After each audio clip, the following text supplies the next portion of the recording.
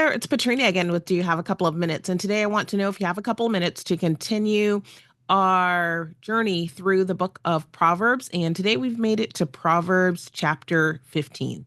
I have 8 verses that I want to share with you, so I'm going to hop right to it. These verses in this chapter are really distilling wisdom in the form of providing counsel around things that are wise and around ways of living. So keep that in mind as we go through the verses that I'm going to share with you today. And I'm going to start out with verse number 1 of chapter 15, which says, "A gentle answer turns away wrath, but a harsh word stirs up anger."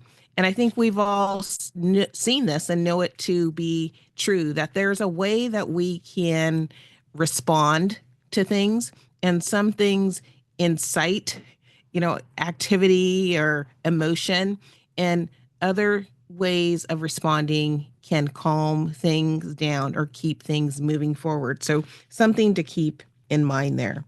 I'm going to go on to verse 7, which reads, "The lips of the wise spread knowledge, but the hearts of fools are not upright."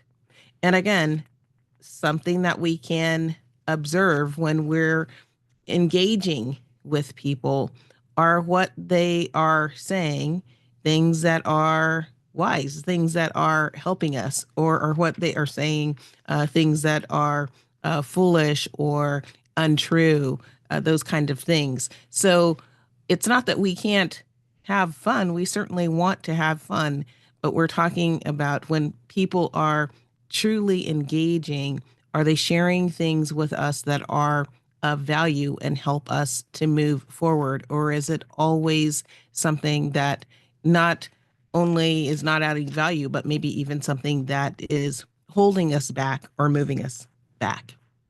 I'm going to move on to verse 13.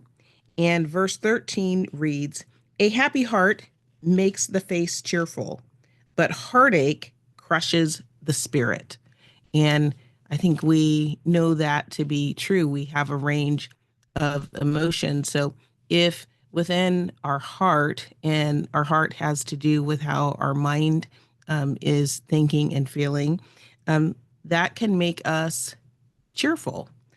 But if we are in a place where we're kind of unconsolable or we're going through heartache, that can crush our spirit. And we have to be able to move through those things to get to the place where we can be happy or cheerful. So something to keep in mind there.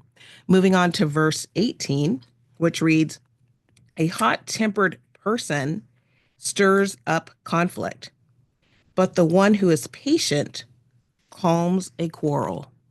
So again, that same idea that we were talking about a bit earlier, we can be in situations where we're inciting things, or we can be in situations where we're calming things down. And here we're advised that somebody that is hot tempered is going to stir up conflict. So that's something to be wary of versus someone who exudes patience and can then calm things down because they're able to listen and take things in and move things forward, as opposed to putting up resistance, which is typically what someone that is hot tempered is doing. Let's move on to verses 22 and 23.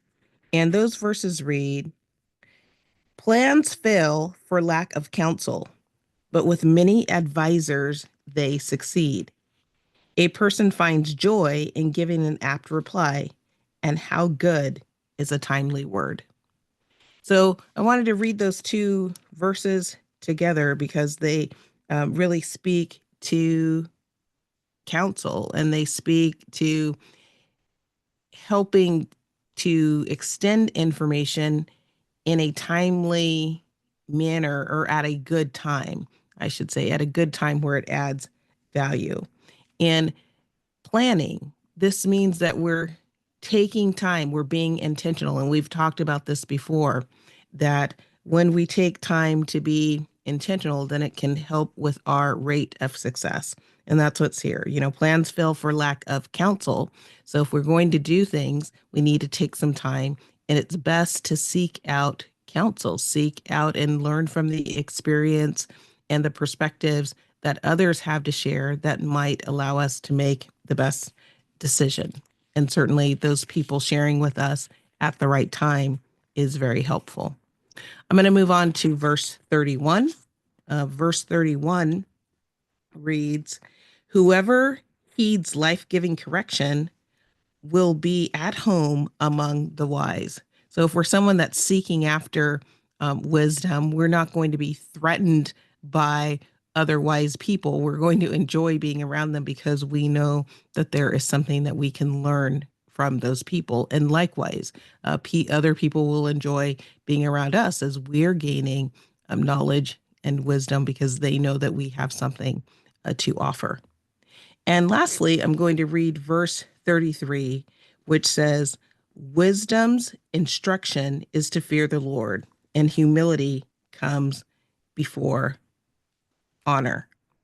So again, this chapter is just going through all of these things that are godly things where we're learning about wisdom and about the human nature and what things can benefit us. And I think, if we look at this and we look at our experience and we look at the experience of history, all of these things seem to be true.